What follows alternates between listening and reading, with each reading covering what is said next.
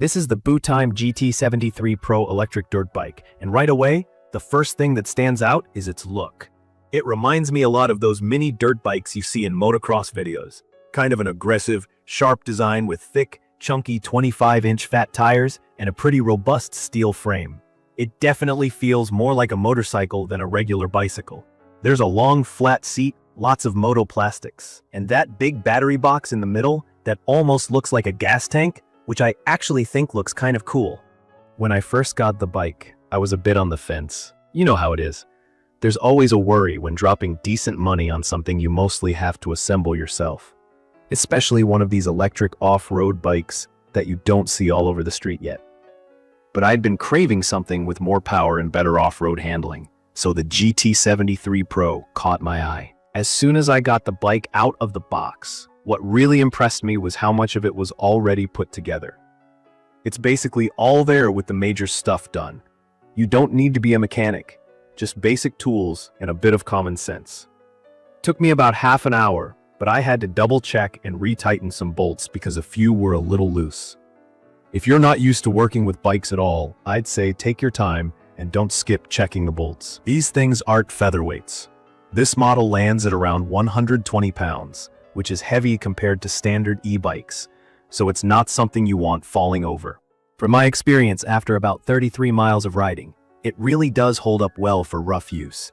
The steel frame is solid, and the spokes are thick, so I never felt like it was close to bottoming out, even when I dropped off curbs or hit light trails. The 25 by 3-inch knobby tires are built for tougher terrain, snow, gravel, grass, and a bit of sand.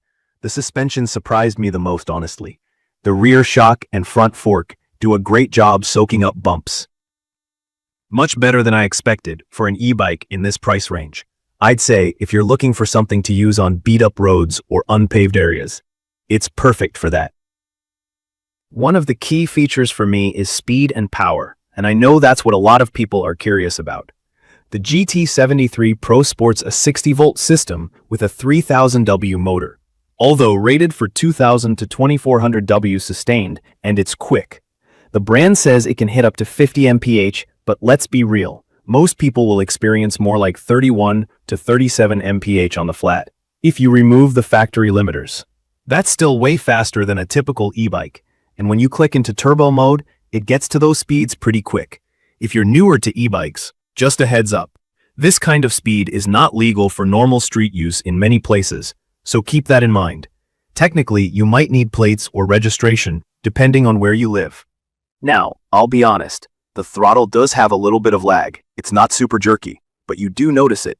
If you're expecting instant takeoff, it's not quite that. The pedal assist, which basically means the bike gives you motor help while you're pedaling, goes from nothing to nearly full speed, which can feel weird at first.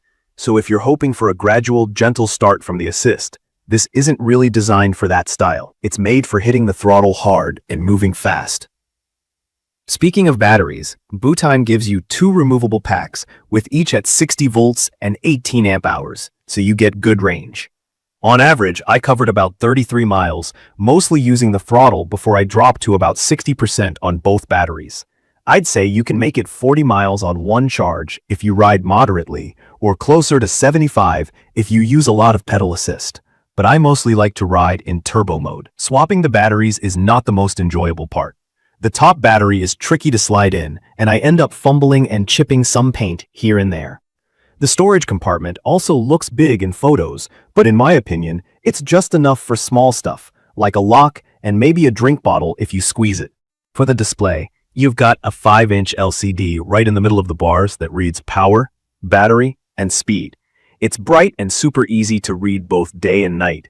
And I like that it's NFC, near field communication, so you tap a card to turn it on.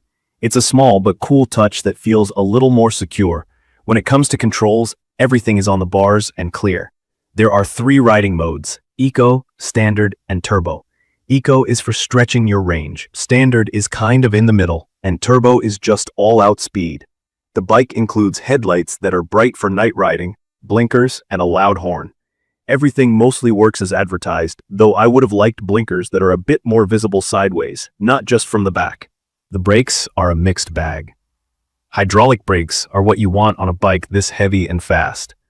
but on this model, I feel like they could have made them a bit more powerful. You have to plan a little bit ahead when stopping, especially at higher speeds or going downhill.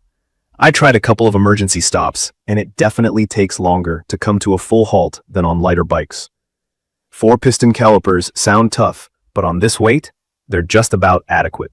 If you want to stop like you're on a motorcycle, a brake upgrade might be worth thinking about. What really makes or breaks bikes like this is how they ride. And from my experience, the GT73 Pro handles both rough terrain and streets surprisingly well.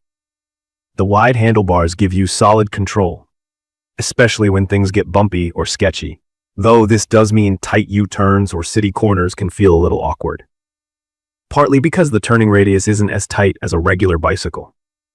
I'm a bit taller, so the higher seat works for me, but I honestly think riders under 5'9" might have trouble flat-footing it at stops, especially since the whole bike sits so high and heavy.